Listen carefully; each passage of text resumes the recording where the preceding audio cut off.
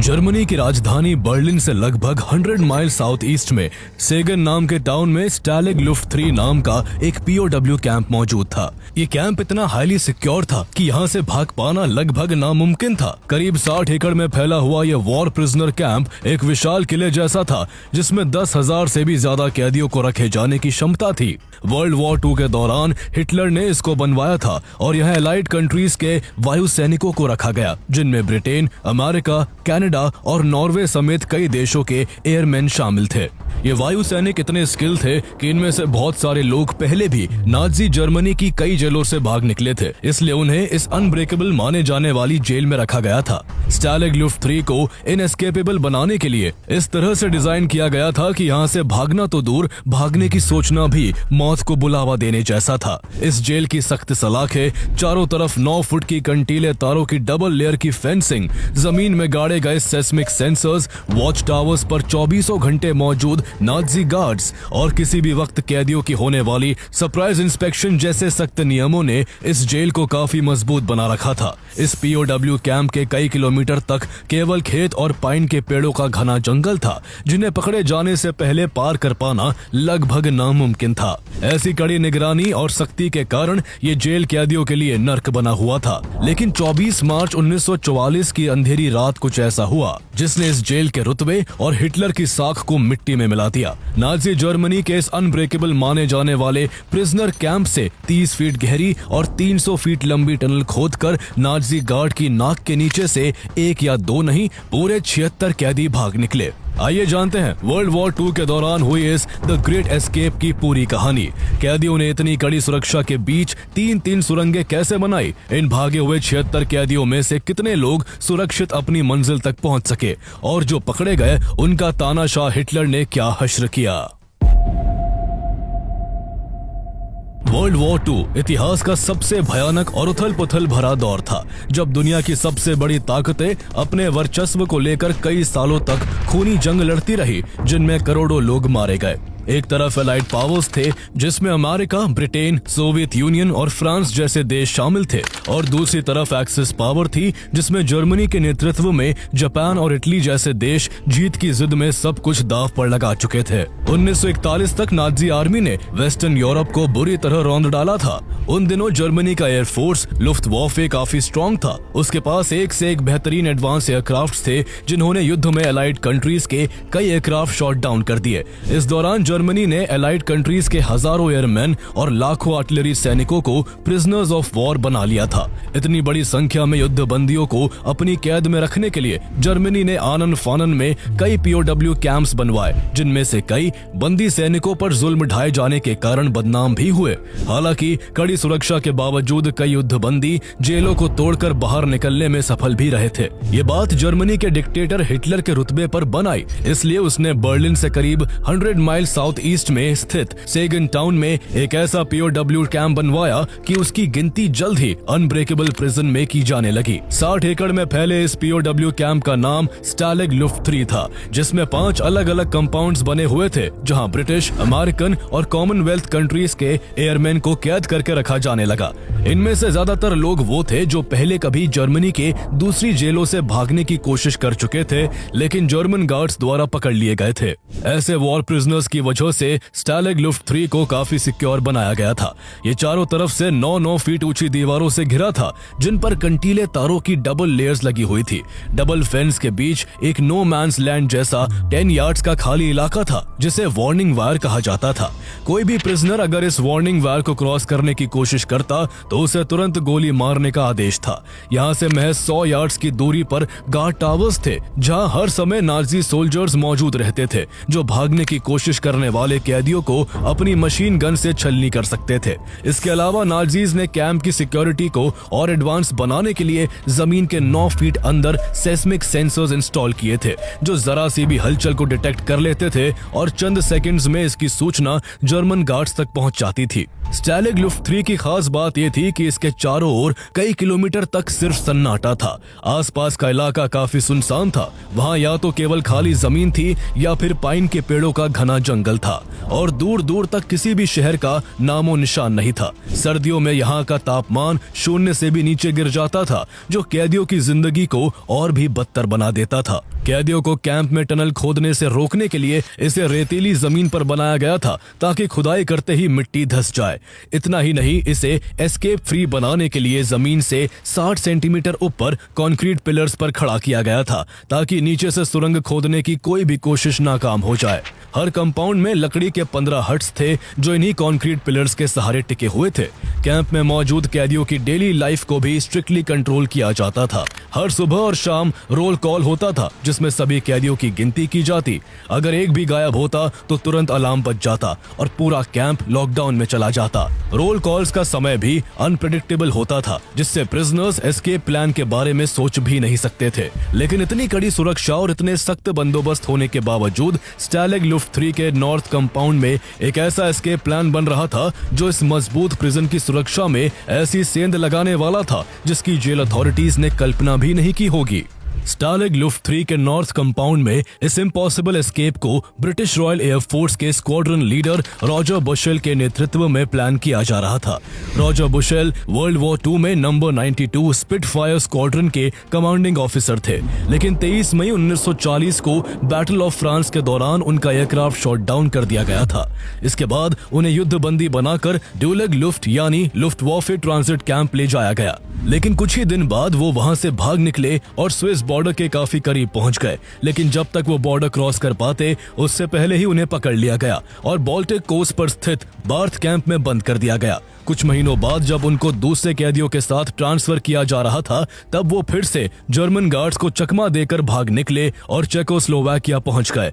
लेकिन बदकिस्मती से वो इस बार भी पकड़े गए और जिन चेक नागरिकों ने रॉजर बुशेल को छुपने के लिए अपने घर में शरण दी थी, बेरहम जर्मन गार्ड्स ने उन्हें भी गोली मार दी। रॉजर बुशेल के लगातार भागने की कोशिशों से परेशान होकर मई 1942 में जर्मन्स ने उन्हें इस अनब्रेकेबल मानी जाने वाली स्टैलिग लुफ्ट 3 में लाकर बंद कर दिया। लेकिन रॉजर बुशेल जैसे हिम्मती और जुझारू शख्स को कोई भी दीवार ज्यादा दिनों तक कैद नहीं कर सकती थी।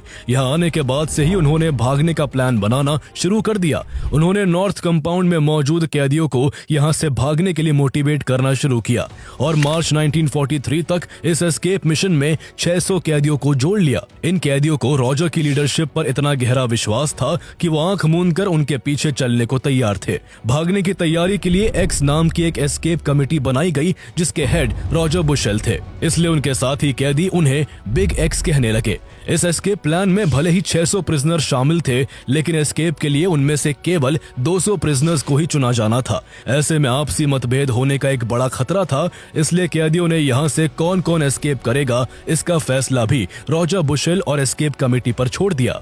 एस्केप कमेटी एक्स ने तय किया कि भागने के लिए एक नहीं बल्कि 3 टनल्स खोदी जाएंगी, जिनका कोड नेम टॉम, डिक और हैरी होगा। 3 सुरंग खोदने के पीछे मकसद ये था कि अगर एक टनल जर्मन गार्ड्स द्वारा पकड़ी भी जाए तो बाकी के 2 पर काम चलता रहे। रॉजर बुशेल को यकीन था कि अगर जर्मन्स कोई एक टनल पकड़ लेंगे तो उनको लगेगा कि उन्होंने भागने वालों का प्लान चौपट कर दिया है और बाकी के 2 टनल्स पर उनका ध्यान नहीं जाएगा।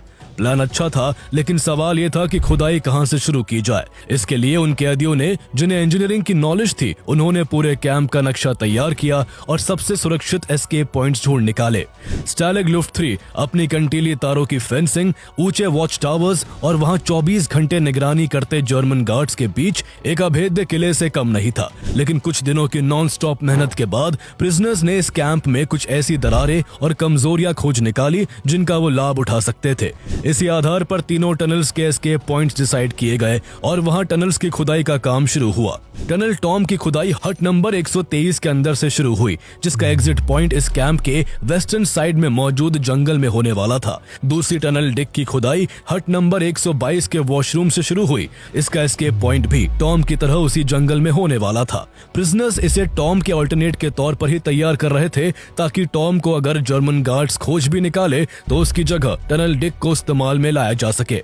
आखिरी टनल हैरी की खुदाई हट नंबर 104 से हुई। इस टनल को सिख हट और आइसोलेशन सेल्स के नीचे से खोदा जाना था और इसका एस्केप पॉइंट कैंप के नॉर्थ साइड पर स्थित जंगल में होना था। इस तरह पूरी प्लानिंग हो जाने के बाद खुदाई का काम शुरू हुआ। हर रोज काम के बाद तीनों टनल के एंट्री पॉइंट्स को स्टोव, चिमनी और दूसरे सामानों से ढक दिया जाता, ताकि अगर गलती से भी इन हट्स में जर्मन गार्ड्स आए तो उन्हें यहाँ टनल की भनक तक न लगे। खुदाई के दौरान इन वॉर प्रिजनर्स ने क्रिएटिविटी और इंजीनियरिंग स्किल्स का जो नमूना पेश किया वो कमाल का था। तीनों सुरंगों को लगभग 30 फीट गहरा बनाया जा रहा था, ताकि जमीन के 9 फीट नीचे लगाए गए सेस्मिक सेंसर भी उनकी हलचल ना पकड़ पाए। हर टनल की लंबाई करीब 300 फीट होनी थी और बीच बीच में कुछ बड़े चेम्बर्स भी बनाए जा रहे थे, जिनका उपयोग एयर पंप, वर्कशॉप और बहुत से स्टेजिंग पोस्ट के लिए किया जाता था। उन्होंने इस दौरान सबसे ज्यादा फायदा ICRC द्वारा भेजे गए सामानों का उठाया। दरअसल स्टैलेग लुफ्ट 3 में नरक सी जिंदगी जी रहे कैदियों के लिए ह्यूमैनिटेरियन असिस्टेंस प्रोवाइड करवाने वाली ICRC यानी International Committee of the Red Cross हर हफ्ते खाने का एक पार्सल भेजती थी, जिसमें soup, corn beef, powdered milk, Spam, chocolate, coffee और चीज होते थे। हर 3 महीने में कैदियों को उनकी फैमिलीज की तरफ से भी एक पार्सल मिल जाता था, जिसमें टूथब्रशेस, क्लोथ्स और रेजर्स जैसे डेली यूज होने वाले सामान होते थे। कैदियों ने इन सभी चीजों का बड़ी चतुराई से इस्तेमाल किया। उन्होंने ICRC द्वारा भेजे गए मिल्क पाउडर के टिन से टनल्स में एयर सप्लाई के लिए एक वेंटिलेशन सिस्टम तैयार किया, ताकि टनल के अंदर ताजी हवा पहुंचती रहे और खुदाई कर रहे लोगों को सांस लेने में दिक्कत न हो। कैंप से चोरी किए गए तारों और बल्बों से टनल्स में रोशनी के लिए डिम लाइट्स भी लगाई गई। ये लाइट्स इतनी हल्की रोशनी करती थी कि बाहर से देखने में नजर भी नहीं आती थी और डिगर्स को काम करने में मदद भी हो जाती थी। टनल के अंदर रेतीली दीवारों को ढहने से रोकने के लिए कैंप के बेड से निकाली गई लकड़ी के बोर्ड्स का इस्तेमाल किया गया। कैंप में हर गद्दे के नीचे 20 लकड़ी के बोर्ड्स होते थे, जिनमें से प्रिजनर्स द्वारा चुपचाप 12 बोर्ड्स निकाल लिए जाते और गद्दा केवल 8 बोर्ड्स के सहारे टिका दिया जाता। इस तरह कैदियों ने लगभग 4000 वुडन बेड बोर्ड्स निकाल लिए थे। इसके अलावा उन्होंने 1700 ब्लैंकेट्स को दीवारों पर लगा दिया था, ताकि खुदाई की आवाज दब जाए। खुदाई के लिए वो लोग चोरी किए सैकड़ों नाइफ्स, फोक्स, स्पून्स और कई सारे शॉवल्स का इस्तेमाल करते थे। खुदाई के दौरान टनल की रेत को बाहर निकालना प्रिजनर्स के लिए सबसे बड़ी चुनौती था। इसके लिए उन्होंने रेलवे स्टाइल लकड़ी की ट्रॉलीज बनाई और उनके लिए टनल के अंदर छोटी पटरियां भी बिछा दी गई। इन पटरियों के सहारे ट्रॉलीज में टनल की रेत को भरकर एंट्रेंस तक ले जाया जाता। लेकिन दिक्कत ये थी कि टनल की रेत का रंग येलो था, जबकि ऊपर कैंप की मिट्टी ग्रे कलर की थी। ऐसे में अगर टनल की रेत को ढेर बनाकर ऊपर कहीं फेंक दिया जाता तो रेतों का कलर डिफरेंट होने के कारण जर्मन गार्ड्स तुरंत पूरा माजरा समझ सकते थे। इस समस्या के हल के लिए पेंगुइन्स नाम की एक टीम बनाई गई। इस टीम के कैदी अपने लंबे पैंट में लगे थैलों और मोजों में रेत को भरकर बिना गार्ड्स की नजरों में आए कैंप में टहलते हुए इधर उधर बिखेर देते और उसे अपने पैरों से ऐसे मिला देते कि दोनों तरह की रेत में फर्क ना दिख सके। 600 कैदी इतने हाईली सिक्योर प्रिजन में इतना बड़ा एस्केप प्लान कर रहे थे और कमाल की बात ये कि नाजी गार्ड्स को इसकी भनक तक नहीं लग सकी। कैदियों द्वारा टनल खोदना, टनल्स में रेलवे ट्रैक्स बिछाना, वेंटिलेशन बनाना और सैंड डिस्पोजल सिस्टम तैयार करना, ये सब हिटलर की शान और नाजी सुरक्षा तंत्र के मुंह पर एक करारा तमाचा था। एक्स कमेटी में शामिल हर प्रिजनर की अपनी भूमिका थी। जहां क्रम्पकर रामसे और वॉली फ्लडी के नेतृत्व में टनल की खुदाई की जा रही थी, तो वही रॉल्फ अब्राहम और टॉमी गैस की टीम भागने वाले कैदियों के लिए जर्मन नागरिकों जैसे कपड़े बनाने में लगी थी, ताकि कैदी जेल से बाहर लोकल लोगों के बीच ऐसे घुल मिल जाए कि उनके ऊपर शक न हो। जॉनी ट्रेविस के ऊपर एस्केप किट्स तैयार करने की जिम्मेदारी थी और टिम वॉलन के कंधों पर फर्जी डॉक्यूमेंट्स बनाने का जिम्मा था। वो भागने वाले कैदियों के fake ID cards, travel passes और वर्क परमिट्स तैयार करने में लगे हुए थे। इस दौरान कैदियों ने किसी तरह एक जर्मन गार्ड से एक कैमरा भी हासिल कर लिया, जिसकी मदद से भागने वाले कैदियों को जर्मन सिटीजन्स की तरह कपड़े पहनाकर उनकी फोटो निकाली गई और उन्हें फर्जी डॉक्यूमेंट्स पर चिपका दिया गया। डॉक्यूमेंट्स पर मुहर लगाने के लिए उन लोगों ने जूतों के निचले हिस्से को उखाड़कर उससे स्टैंप बना लिया और इंक की जगह शू पॉलिश का इस्तेमाल किया। इन डॉक्यूमेंट्स को इतनी परफेक्शन के साथ बनाया गया कि वो बिल्कुल ओरिजिनल जैसे लगते थे, जिन्हें देखकर कोई भी धोखा खा सकता था। सीक्रेसी इस पूरे एस्केप प्लान की बैकबोन थी। एस्केप कमेटी के साफ निर्देश थे कि कोई भी टनल शब्द का इस्तेमाल ना करे। टनल्स के लिए केवल उनके कोड नेम्स, टॉम, डिक और हैरी ही यूज करने थे। जर्मन गार्ड्स के सरप्राइज इंस्पेक्शंस का डर भी हर समय रहता था। उनसे बस एक चूक होने पर उनका पूरा प्लान एक्सपोज हो सकता था। इसके अलावा डिगर्स को घंटों तक क्लॉस्ट्रोफोबिक टनल्स में झुककर काम करना पड़ता था, जहां ऑक्सीजन कम थी और कोलैप्स का खतरा हमेशा रहता था। फिजिकल पेन के साथ साथ उन पर मेंटली भी बहुत प्रेशर होता था। फिर भी प्रिजनर्स अपना मोराल कायम रखते हुए महीनों तक लगे रहे। वो काम करने के दौरान गाना गाकर और आपस में हंसी मजाक करके एक दूसरे को मोटिवेट करते रहते थे। हालांकि जैसा डर था, जर्मन्स ने सितंबर 1943 में टनल टॉम को खोज निकाला और उसे डायनामाइट लगाकर उड़ा दिया। हालांकि उम्मीद के मुताबिक बाकी के 2 टनल जर्मन्स की नजरों में नहीं आ सके।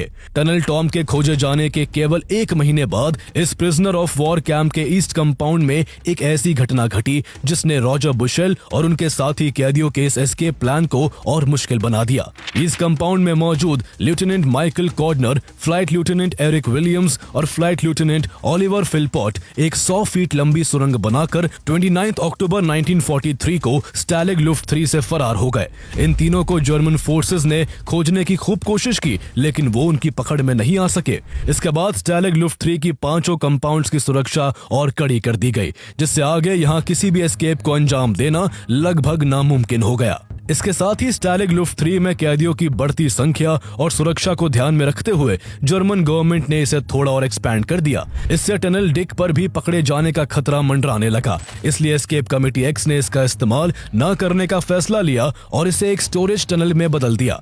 इसके बाद इसमें तीसरी टनल हैरी से निकाली गई मिट्टी और खुदाई में इस्तेमाल होने वाले टूल्स को स्टोर किया जाने लगा। अब भाग निकलने के लिए केवल तीसरी टनल हैरी ही बची थी, इसलिए सभी 600 कैदियों का ध्यान इसे जल्द से जल्द पूरा करने पर था। कई महीनों की मेहनत के बाद 14 मार्च 1944 तक टनल हैरी बनकर तैयार हो गई। अब इस सुरंग से किसी भी वक्त बाहर निकला जा सकता था, लेकिन रॉजर बुशेल और उनकी कमेटी कोई जल्दबाजी नहीं करना चाहती थी। उन्हें भागने के लिए एक ऐसी रात का इंतजार था जब आसमान बादलों से घिरा हो और वहां चांद का नामो निशान ना हो, ताकि गहरे अंधेरे की आड़ में सभी 200 कैदी जर्मन गार्ड्स की नजरों में आए बिना इस एस्केप को अंजाम दे सके। इसके बाद सभी चुने गए 200 कैदी हर रोज शाम ढलने पर ऐसी ही एक रात की दुआ करते जब आसमान घना अंधेरा ओढ़े हो, ताकि उनका महीनों का सपना हकीकत बन सके।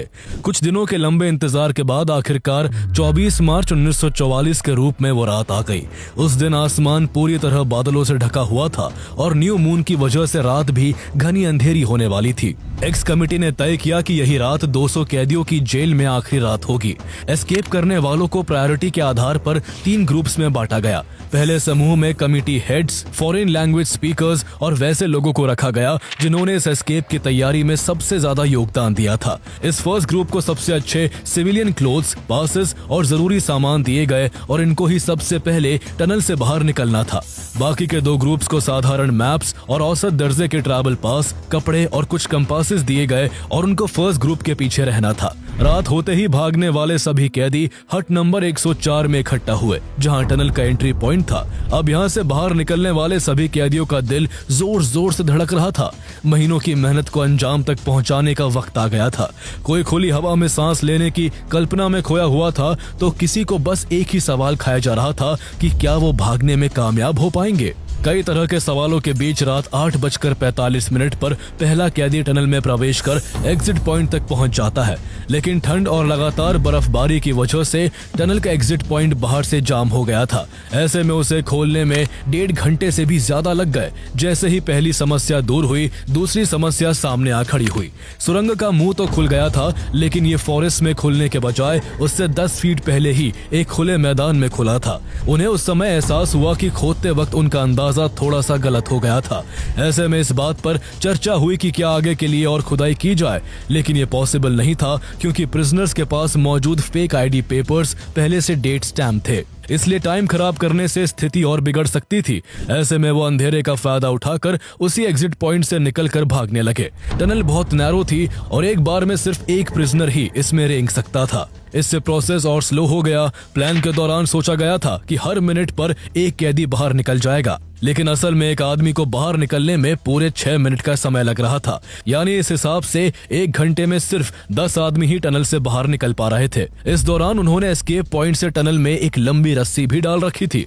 जैसे ही कोई कैदी बाहर निकलता वो सेफ सिग्नल पास करने के लिए बाहर से उस रस्सी को हिला देता ताकि उसके बाद दूसरा कैदी ऊपर चढ़कर बाहर आ सके। लेकिन इस बीच स्थिति तब खराब हो गई जब जर्मनी पर एयर स्ट्राइक का सायरन बज उठा। इसके चलते स्टालिग लुफ्ट 3 की बिजली काट दी गई, जिससे सुरंग की लाइट भी चली गई। अंधेरे में सुरंग से बाहर निकल पाना नामुमकिन था, क्योंकि जरा सी भी चूक सुरंग की रेत को गिरा सकती थी और इससे पूरा एस्केप प्लान खतरे में पड़ सकता था। इस वजह से कैदी टनल में ही लाइट का इंतजार करते रहे और बिजली आने तक रात 12 से 1 के बीच एक भी कैदी सुरंग से बाहर नहीं आ सका। अंधेरे का ये समय काफी कीमती था और उनके पास केवल सुबह होने से पहले तक का ही समय था। समय तेजी से फिसल रहा था और हर बीतता मिनट खतरे को और पास ला रहा था। सुबह करीब 5 बजे उजाला होने से ठीक पहले तक 200 में से 76 कैदी आजादी की दहलीज पार कर चुके थे। बाहर निकलने के बाद वो क्विकली ग्रुप्स में बट गए और अलग अलग डायरेक्शंस में भागने लगे। कुछ तेजी से रेलवे स्टेशंस की ओर भागे, जबकि कुछ वहां के जंगल में गायब हो गए और कुछ किसी नजदीकी शहर का रास्ता पकड़ने लगे। लेकिन जैसे ही प्रिजनर नंबर 77 टनल से निकलकर ऊपर आया, सुबह की हल्की रोशनी होने की वजह से एक जर्मन गार्ड की नजर उस पर पड़ गई। गार्ड को पूरा माजरा समझते देर नहीं लगी और उसने तुरंत अलार्म बजा दिया। इसके बाद फ्लड लाइट्स ऑन हो गई। गार्ड्स ने टनल का एंट्रेंस डिस्कवर कर लिया और बाकी प्रिजनर्स को बाहर निकलने से रोक दिया गया। इससे टनल हैरी के भीतर और हट नंबर 104 में केओस फैल गया। जिन कैदियों की बारी अब तक नहीं आई थी, उन्होंने तुरंत अपने जेल के कपड़े दोबारा पहन लिए, फेक आईडी पेपर्स को आग के हवाले कर दिया और जो भी स्मगल्ड राशंस उनके पास था वो उसे पागलों की तरह निकलने लगे, ताकि उनके इस भागने की प्लानिंग में शामिल होने का कोई सबूत ना बचे। अलार्म बजने के बाद जर्मन्स ने तुरंत कैंप को लॉकडाउन कर दिया और टनल हैरी को डिस्ट्रॉय कर दिया। जो प्रिजनर्स टनल में या बैरक में वेट कर रहे थे, उन्हें तुरंत पकड़ लिया गया।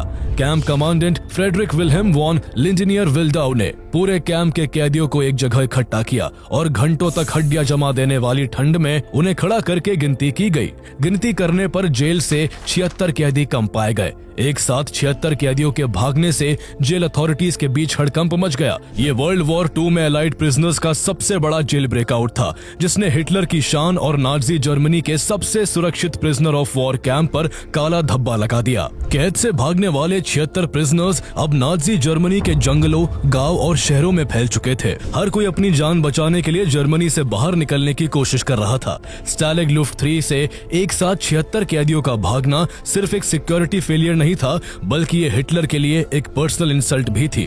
इसलिए उनको पकड़ने के लिए नाजी जर्मनी का सबसे बड़ा मैनहंट शुरू हो गया। हर पुलिस स्टेशन, रेलवे स्टेशन और बॉर्डर चेक पॉइंट को तुरंत अलर्ट कर दिया गया। भागने वालों के पोस्टर्स और डिस्क्रिप्शंस पूरे जर्मनी में हर जगह चिपका दिए गए। एस्केपीज का प्लान था कि वो छोटे ग्रुप्स में बंटकर न्यूट्रल कंट्रीज या एलाइड लाइंस तक पहुंचे, लेकिन ये काम इतना आसान नहीं था। उन लोगों के भागने के बाद हर जगह सुरक्षाएं और भी कड़ी कर दी गई थी। German secret police, Gestapo, elite guard, SS और लोकल पुलिस सभी मिलकर इस मैसिव सर्च ऑपरेशन में जुट गए थे। कहा जाता है कि हिटलर ने करीब 1 लाख जर्मन ट्रूप्स को उनकी तलाश में लगा दिया था, जिससे हर जगह जर्मनी के सैनिक उन्हें ढूंढने के लिए फैल चुके थे। चूंकि एस्केपीज फॉर्ज्ड आईडी कार्ड्स लेकर भाग रहे थे, ऐसे में हिटलर ने पासेस का लेआउट भी चेंज करवा दिया ताकि उन कैदियों को पकड़ा जा सके। इसके अलावा कड़कड़ाती ठंड, लिमिटेड फूड और अनफेमिलियर टेरेन ने उन एस्केपीज की जर्नी को मौत के खेल में बदल दिया। इस सब का नतीजा ये हुआ कि 76 में से केवल 3 लोग ही जर्मनी से बाहर निकलने में सफल हो सके। इनमें से 2 नॉर्वेजियन पायलट्स पर बर्ग्सलैंड और जेन्स म्यूलर और एक Dutch pilot Bram wander stock थे। पर बर्ग्सलैंड और जेन्स म्यूलर किसी तरह खुद को जर्मन की नजरों से बचाते हुए स्टेटिन पहुंचे और फिर वहां से एक स्वीडिश जहाज से न्यूट्रल कंट्री स्वीडन पहुंच गए। अब वो बिना डरे आजादी की सांस ले सकते थे और अपनी सफलता का जश्न मना सकते थे। वही Dutch pilot Bram wander stock किसी तरह जिब्राल्टर पहुंच गए और फिर वहां से ब्रिटेन जा पहुंचे। लेकिन बाकी के 73 प्रिजनर्स इन तीनों की तरह लकी नहीं थे। उनमें से ज्यादातर प्रिजनर्स को लोकल्स या जर्मन पेट्रोल्स ने स्पॉट कर लिया था। इस पूरे एस्केप प्लान के मास्टरमाइंड रॉजर बुशेल अपने एक साथी कैदी बर्नार्ड शीडहावर के साथ 10 घंटे में 400 मील का सफर तय करके फ्रांस बॉर्डर के काफी नजदीक पहुंच गए थे, जो वहां से केवल 20 मील की दूरी पर था। लेकिन एक बार फिर किस्मत ने उन्हें धोखा दे दिया और वो सारब्रुकेन स्टेशन पर अपने साथी के साथ 26 मार्च को पकड़ लिए गए। इस एस्केप से हिटलर का गुस्सा 7वें आसमान पर था। उसने तुरंत आदेश दिया कि सभी 73 रिकैप्चर्ड प्रिजनर्स को गोली मार दी जाए। ये ऑर्डर जेनेवा कन्वेंशंस के खिलाफ था, जिसके तहत पीओडब्ल्यूज को को भागने पर केवल 10 दिनों का सॉलिटरी कन्फाइनमेंट दिया जा सकता था। इसलिए हिटलर के कुछ जनरल्स और एडवाइजर्स ने इंटरनेशनल बैकलैश का हवाला देकर उसे रोकने की कोशिश की, लेकिन हिटलर का क्रूर दिल किसी की जिंदगी की कीमत नहीं समझता था। उसने जिनीवा कन्वेंशन के रूल्स को ताक पर रखकर रिकैप्चर हुए 73 में से 50 प्रिजनर्स को गुपचुप तरीके से जान से मारने का आदेश दे दिया। जर्मन सीक्रेट पुलिस गेस्टापो ने उन 73 पीओडब्ल्यूज को पहले इंटेरोगेट किया और फिर उनमें से 50 लोगों को चुना जिनका इस एस्केप में सबसे बड़ा रोल था। इसके बाद गेस्टापो ऑफिसर्स ने सबसे पहले रॉजर बुशेल और बर्नार्ड शाइडहावर को निशाना बनाया। वो उन्हें पहले कार से जर्मनी के रामस्टीन इलाके में ले गए और अटेम्प्टिंग टू एस्केप का बहाना बनाकर दोनों को गोली मार दी। बाकी के 48 कैदियों को भी अलग अलग ग्रुप्स में बांट दिया गया और उन्हें ट्रकों में भरकर कभी किसी जंगल तो कभी किसी सुनसान सड़क पर ले जाकर गोली मार दी गई। ग्रेट एस्केप के बाद स्टैलिग लुफ्ट 3 की सिक्योरिटी पहले से भी ज्यादा सख्त कर दी गई। एक्स्ट्रा गार्ड्स डिप्लॉय किए गए, टनल्स की रेगुलर चेक्स शुरू हो गई और प्रिजनर्स की डेली लाइफ को और स्ट्रिक्ट कर दिया गया। लेकिन प्रिजनर्स का मोराल नहीं टूटा। वो जानते थे कि उनका एस्केप अटेम्प्ट भले ही फुल्ली सक्सेसफुल नहीं हुआ, लेकिन नाजी वॉर मशीन को उन्होंने एक बड़ा झटका दे दिया था। मैन हंट के लिए जर्मन्स को हजारों सोल्जर्स, पुलिस और रिसोर्सेज डिप्लॉय करने पड़े थे जो फ्रंट लाइन से डाइवर्ट हुए थे। वर्ल्ड वॉर 2 में जर्मनी की हार के बाद सिचुएशन पूरी तरह बदल गई। एलाइड पावर्स ने न्यूरेमबर्ग ट्रायल्स और अन्य वॉर क्राइम ट्रिब्यूनल्स में गेस्टापो ऑफिसर्स को टारगेट किया। जेल से भागने वाले कैदियों को मारने के आदेश देने और इसे एग्जीक्यूट करने वाले कई ऑफिसर्स को डेथ पेनल्टी दी गई तो कईयों को लंबी कैद की सजा भुगतनी पड़ी। मारे गए सभी 50 लोगों की डेड बॉडीज को बाद में पोजनान ओल्ड गैरिसन सिमेट्री में सम्मान के साथ दफनाया गया और हर एक की कब्र पर उनका नाम उकेरा गया। आज भी ग्रेट एस्केप की कहानी लोगों को इंस्पायर करती है। इस पर 1963 में एक हॉलीवुड की iconic film the great escape बनी, जिसमें स्टीव मैक्वीन, जेम्स गार्नर और रिचर्ड एटनबरो जैसे बड़े एक्टर्स थे। जेगन में उन 50 लोगों की याद में द 50 नाम का एक मेमोरियल भी मौजूद है, जहां टनल हैरी के रिमेन्स, प्रिजनर्स के टूल्स और एस्केप के आर्टिफैक्ट्स डिस्प्ले किए जाते हैं। हर साल ग्रेट एस्केप की एनिवर्सरी पर सेरेमनीज होती है, जहां एलाइड कंट्रीज के वेटरन्स और फैमिलीज उन 50 पीओडब्ल्यूज को ट्रिब्यूट देते हैं जिन्होंने इस ग्रेट एस्केप को अंजाम देने के लिए अपनी जान दी थी। जिस तरह 1944 का ये ग्रेट एस्केप फेमस है, उसी तरह अमेरिका के सैन फ्रांसिस्को में हुई अल्काट्रेज प्रिजन ब्रेक की कहानी भी काफी मशहूर है। समुद्र के बीचों बीच बना अल्काट्रेज प्रिजन अपनी अल्टीमेट मैक्सिमम सिक्योरिटी की वजह से द इनएस्केपेबल प्रिजन माना जाता था। लेकिन 12 जून 1962 की रात 3 कैदी पुलिस की नाक के नीचे से फरार हो गए। वो अपने बेड्स पर पीछे अपने नकली पुतले छोड़ गए थे जो पुलिस की नाकामी पर मुस्कुरा रहे थे। जेल का चप्पा चप्पा छाना गया, चारों ओर समुद्र में तलाशी ली गई, लेकिन पुलिस को भागे हुए कैदियों का कोई सुराग नहीं मिल सका। इस प्रिजन एस्केप की पूरी कहानी जानने के लिए आप इस पर हमारा वीडियो देख सकते हैं, जिसका लिंक आपको डिस्क्रिप्शन में मिल जाएगा।